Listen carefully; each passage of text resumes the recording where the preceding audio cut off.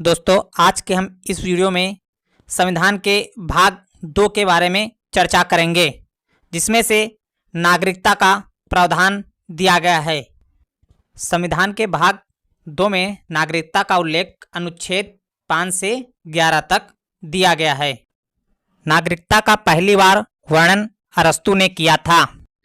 भारत में एकल नागरिकता का प्रावधान हमारी संविधान में है। नागरिकता को ब्रिटेन के संविधान से 26 जनवरी 1950 में संविधान के प्रारंभ में नागरिकता के कुछ नियम बताए गए हैं, जो कि अनुच्छेद 5 के अंतर्गत आते हैं। अनुच्छेद 5 के तहत नागरिकता की 3 शर्तें हैं।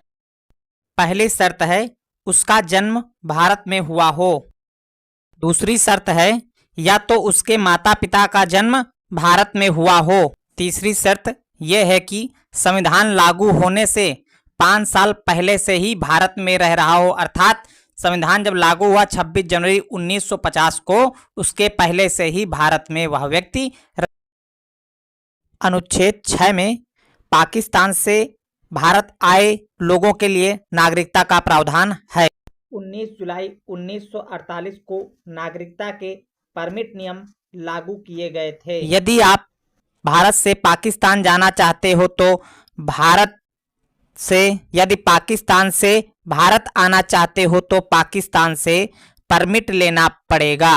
19 जुलाई 1948 से पहले यदि कोई पाकिस्तान से भारत आया है तो उन्हें कोई परमिट की आवश्यकता नहीं होती है, उन्हें नागरिकता दी जाती थी। 19 जुलाई 1948 के बाद यदि कोई पाकिस्तान से भारत आता है तो परमिट लाना होगा, और साथ ही परमिट के 6 महीने के बाद ही भारत की नागरिकता दी जा सकती।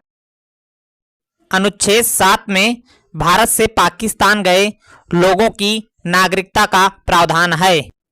1 मार्च 1947 के बाद यदि कोई पाकिस्तान चला गया था किंतु फिर वापस भारत आता है तो उसे 6 माह के बाद रजिस्ट्रेशन करके भारत की नागरिकता दी जाएगी।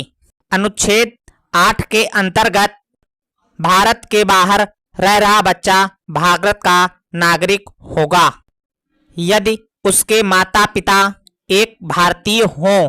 अनुच्छेद 8 को इसलिए ध्यान में रखा गया कि वैसे स्वतंत्रता सेनानी जो विदेशों में रहकर भी लड़ाई लड़ रहे थे, जैसे ब्रिटेन में इंडिया हाउस की स्थापना की गई थी, तब बहुत सारे लोग विदेश में रहकर क्रांतिकारी आंदोलन को चला रहे थे।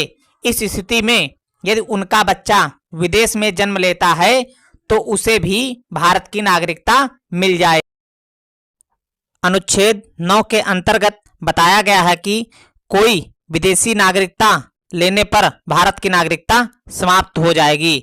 यदि कोई व्यक्ति विदेश की नागरिकता लेता है, यदि उसके माता पिता भारतीय हैं, फिर भी उसकी नागरिकता समाप्त हो जाएगी।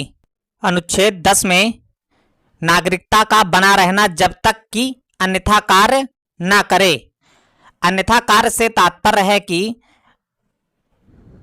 आप संसद के कानून के हिसाब से कार्य नहीं करते हैं तो आप देश विरोधी कार्य कर रहे हैं तो आपकी नागरिकता रद्द की जाएगी।